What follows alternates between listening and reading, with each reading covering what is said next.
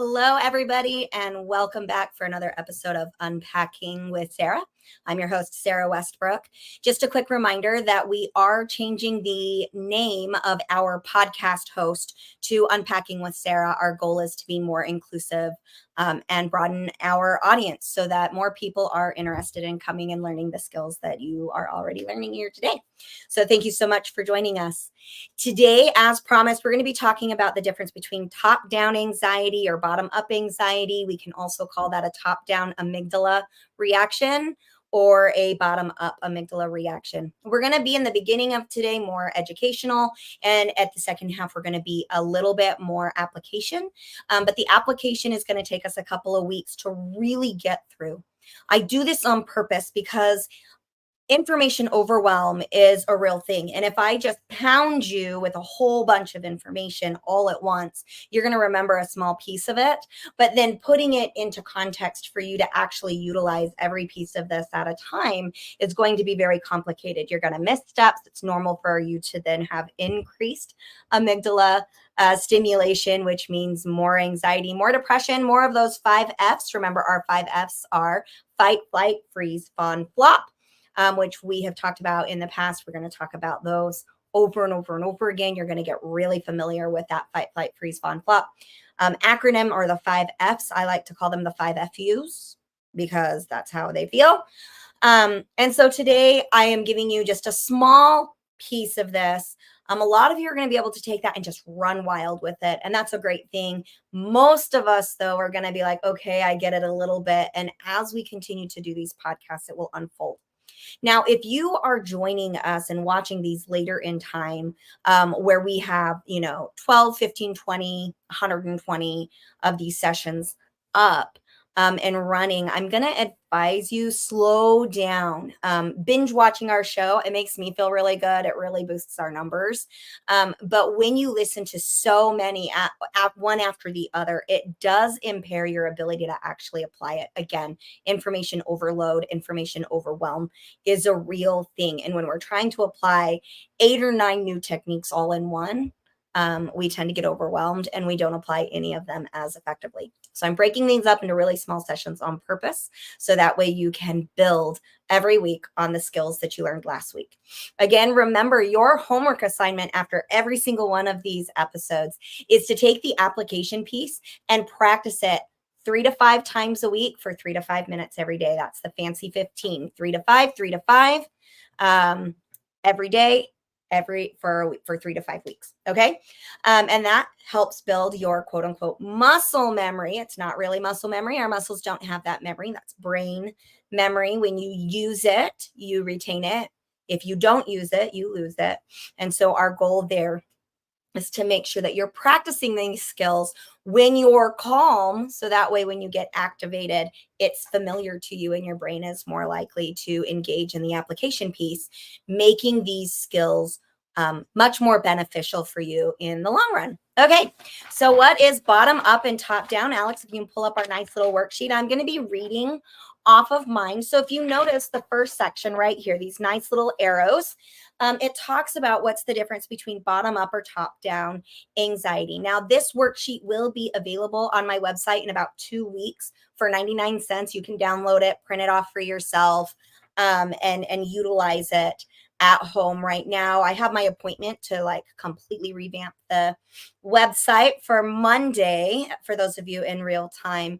And all of the worksheets and things that we're utilizing will be available to you. The worksheets that I've designed will be available at the cost of 99 cents a piece. And then the ones that are Adobe stock photos that I paid the license for, I can't charge you for those. So lucky you, you get those for free without having to go search for them. And then you can print those off. Okay, so bottom up anxiety is the type that I see most often with my first responders, my military personnel, individuals who have had that single traumatic event in which, so the best example I have is with my veterans. If a car backfires or fireworks go off, they hit the floor or they have that reaction to save your life immediately. What happens in bottom up anxiety is that the anxiety originates in that amygdala.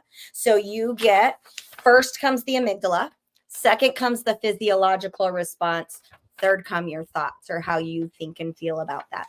It is so reactive that you do not have much of a cognitive thought where you can actually do anything with that cognitive thought before you're already in that panicked response. Okay.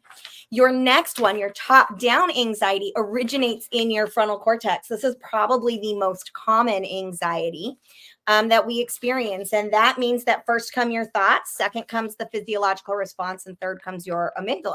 So this is where, so for example, I'll give you a little story here, and I'm going to use some of Brene Brown's language.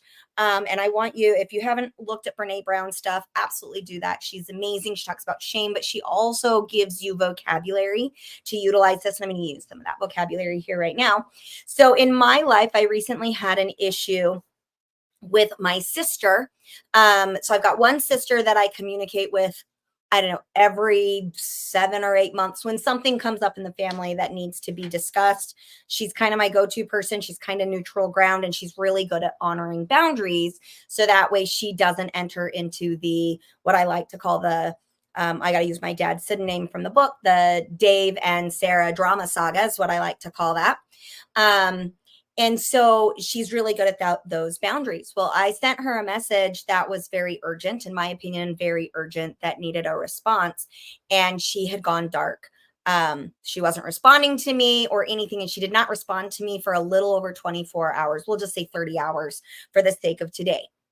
The Brene Brown language that I'm using here is the story I told myself was my sister was ignoring me. She was talking about me behind my back. Again, it was going to explode. The whole family's going to know, and we're going to enter another massive blow up with my family. Now, for those of you who have not read my book or haven't been following the Unpacking Mormonism series, I don't have contact with my parents, and I don't have contact with 2 of my siblings ever, because it's just toxic. Like, I become toxic, they become toxic. It's just a mess.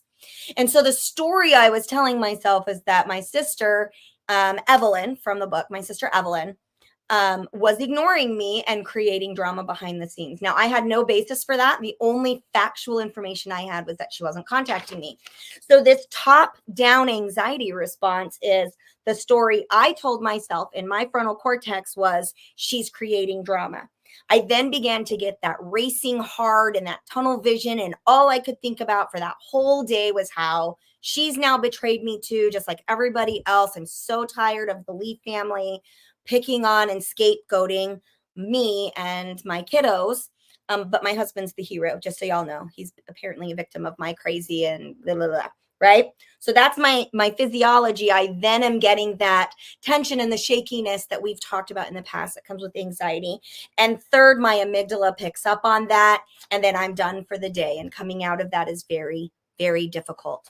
Again, this top-down anxiety is what's probably most common in a first world country, because we're not fighting for, most of us are not fighting for our lives every day. And if you are fighting for your life every day, please reach out to the numbers that are scrolling on the bottom of your screen. So the domestic violence hotline, which is 800-799-SAFE, or the child abuse hotline, which is 800, the number 4, the letter A, child. Or if you yourself are in a mental health crisis, call or text 988. So those are the numbers that are scrolling along the bottom of the screen. But most of us are not fighting for survival every single day. So again, that bottom up anxiety comes when there's no thought, and your anxiety attack or your amygdala reaction just pops up out of nowhere, and you either fight, flight, freeze, fawn, or flop. Okay. Without frontal cortex engagement, it just happens. Top down anxiety is where your frontal cortex starts creating a narrative. You have a physiological response, and then your amygdala takes over because it identifies your own thoughts as a survival issue. Like, you are going to die because you're thinking A, B, C, D, E, F, G. Okay. Bottom up anxiety is usually cured and regulated from the deep breathing exercise alone. And that's the deep breathing exercise that we talked about in session 2. So If you want to review that, that's the You're Breathing Wrong episode. Usually bottom up anxiety just needs you to start breathing, calm the amygdala, your frontal cortex comes back online. It's able to make the connection. Hey, I thought I was in my car accident again, or, ooh, that was a flashback. I'm okay now. Top down anxiety requires a great deal more effort to get through it. And then I would like to say there is a such thing as bottom up, top down, where you cycle, meaning these are my veterans where they might hit the floor because of that car backfire.